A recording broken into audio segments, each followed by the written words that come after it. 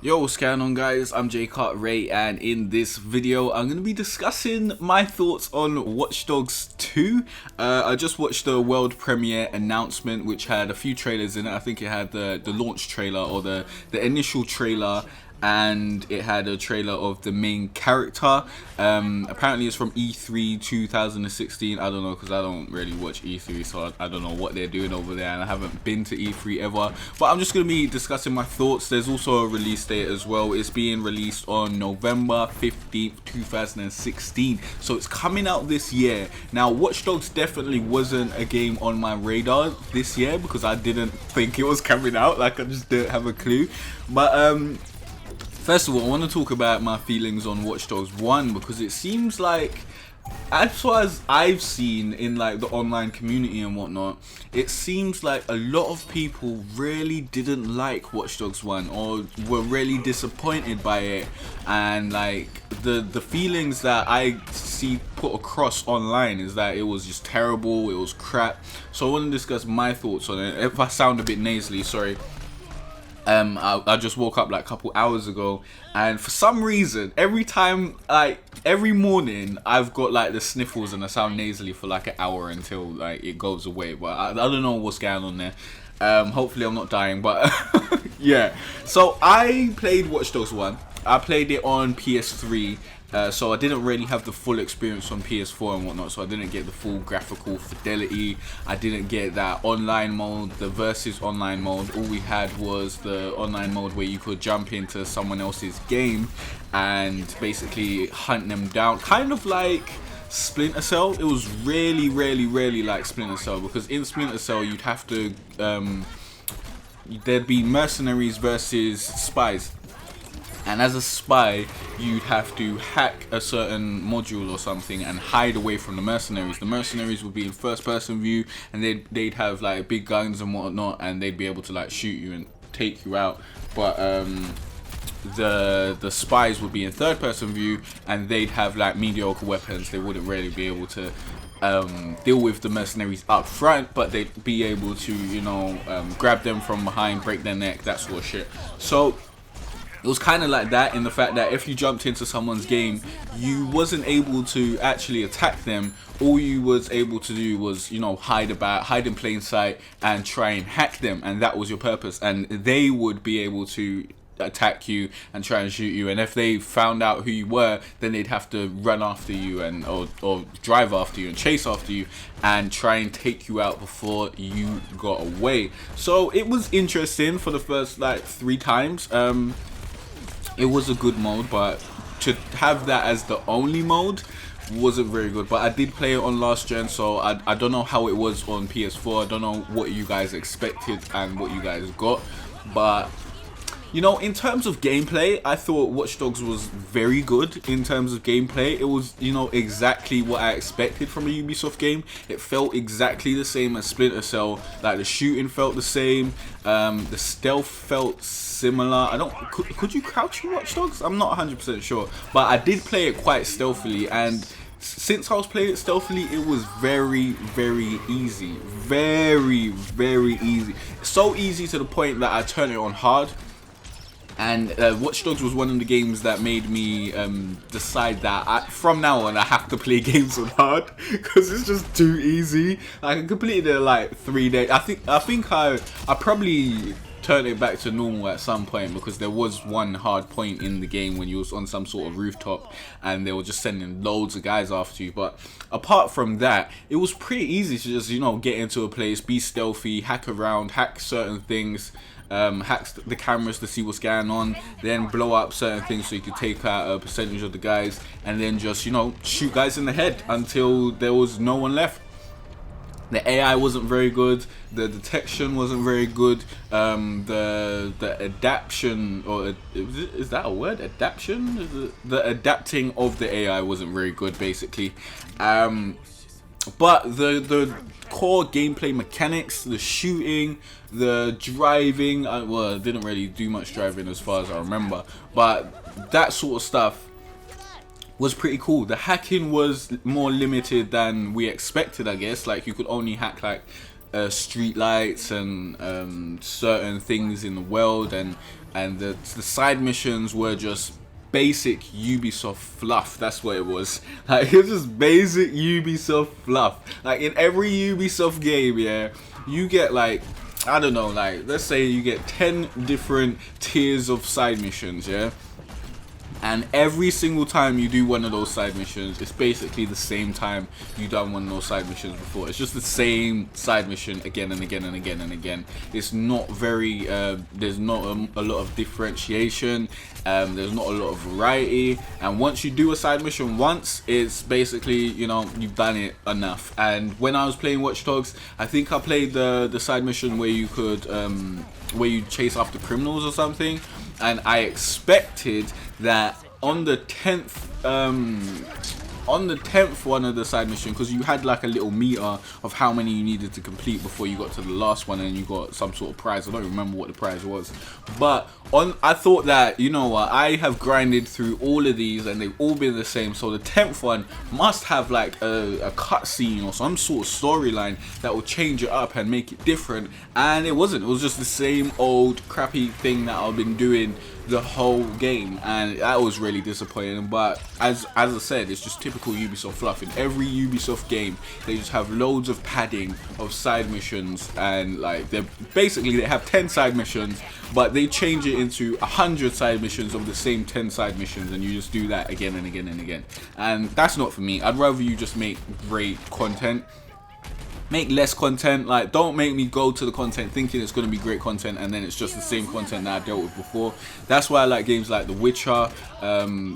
A lot of games can learn from The Witcher 3, to be honest, because The Witcher does not joke when it comes to its side missions and its content. Like, every piece of content in that is generally good, and you'll get like a nice piece of storyline. It won't just be like, go kill these fucking trolls in this mountain or whatever. Like, well, the Witcher contracts are like that, but let's not even talk about The Witcher. Sorry, I'm getting off topic. Let's get into Watch Dogs 2. So Watch Dogs 1 I thought was mediocre. It was okay.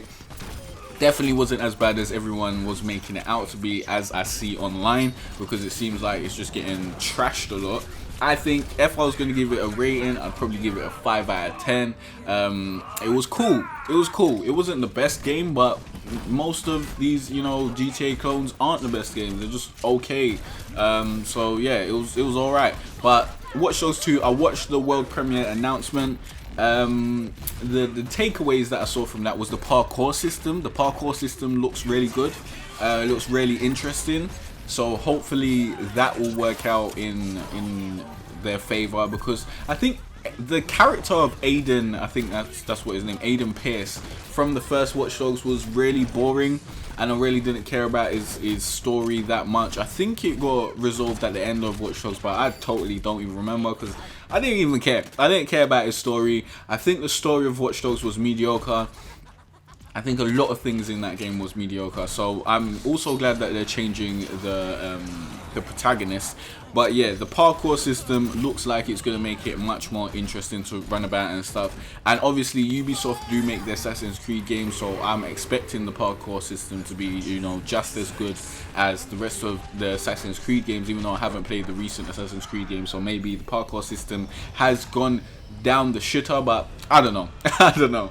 But from what I know in Ubisoft games and Assassin's Creed games, the parkour is generally pretty good. So I think they're implementing that into the Watch Dogs universe, which is, you know, is a welcome addition. And we've got a new character called Marcus, who is a black guy. And anytime I see a black guy being the protagonist or whatever, I am generally happy, because I can relate. I can relate to being a black guy. So yeah, that just talks to my soul particularly, and that just works for me. Obviously, if you are not a black guy, then this might not do anything for you. It might not make a difference at all, or you might hate it because you're like, oh, I related to Aiden Pierce because he was a white man and I was a white man, and now it's a black guy, so what am I gonna do now? But generally, I think the character is gonna be okay. I think it would have been better if they gave you the opportunity to create your own character. Since you are going to be a member of DedSec in this game, you could have basically just picked anyone. You could have basically made your own character and they just giving you a name and a backstory and whatnot, giving you the same name as Marcus, or just giving you the Marcus name and whatever his backstory was, and give you the opportunity to create your own character, and that would have been way better. That just creating your own character gives you another layer in the game, because it allows you to, you know, role play, and it makes you invest way more into the game because you've actually created your own character, and like you're playing his story out. When you're given this character from the onset, it doesn't really give you that same investment. So I think they should have done that, but I'm not too upset at the fact that we got Marcus there. Also, there is co-op in this game, which I don't think was present in Watchdogs 1. I know there was some sort of 4-on-4 versus mode, which I never got to play, but I don't think there was any co-op, and that's very interesting. Apparently this seamless, you can just, you know, run into your friend while you're running about playing the single player mode, and then you can team up, do some co-op stuff, and then I don't know if they're gonna allow you to do main missions or if it's just side missions or what's the case there. They haven't really explained the full extent of the co-op mode, but co-op mode does seem like a very interesting component. And what else did we have? I think we had the co-op mode.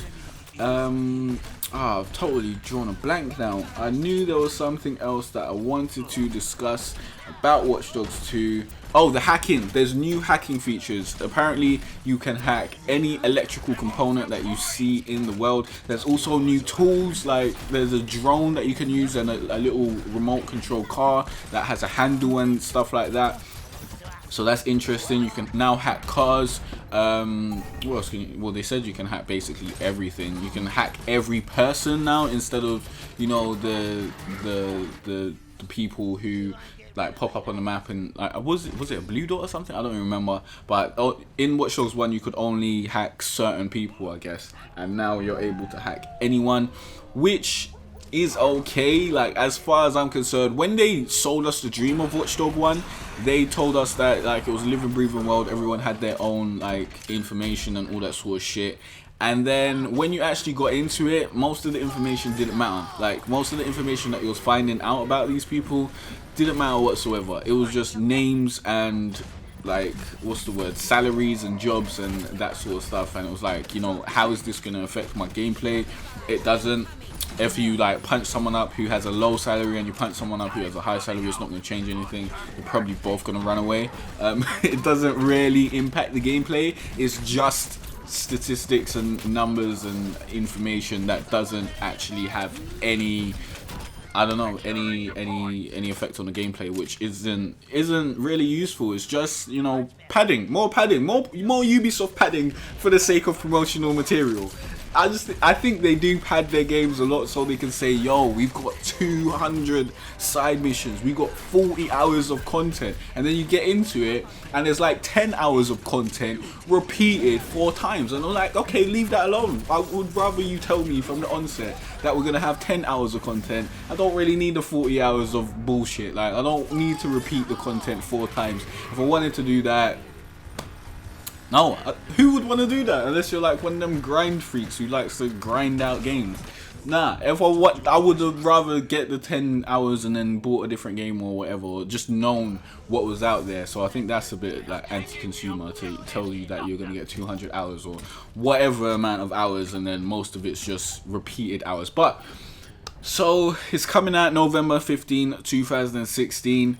Am I going to get it? I doubt it. It depends how my financial situation changes, but I didn't plan to purchase Watch Dogs this year, so I doubt I'm gonna purchase it. My next game that I'm looking to purchase is No Man's Sky, and then I might purchase Battlefield, but we'll see. We'll see how things change. If the YouTube channel picks up, then I might be able to, you know, afford it and get Watch Dogs, and it depends. But if I was just the consumer, would I get it? Like, would I suggest you guys to get it? Well, I haven't played it, so I don't know. I don't know if I can suggest you guys to get it, but I do really want to know what you guys' thoughts are on Watch Dogs 2. Like, whether you think it's a good idea, whether you're interested in getting Watch Dogs 2.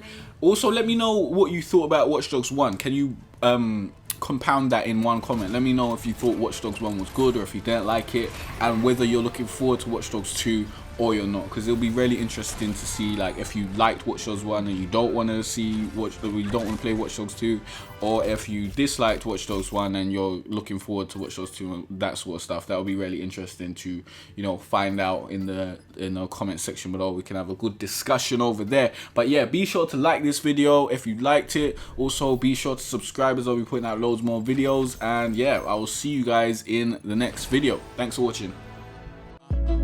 It's been a cold winter and it's lasted far too long. So all this warmth I share with you.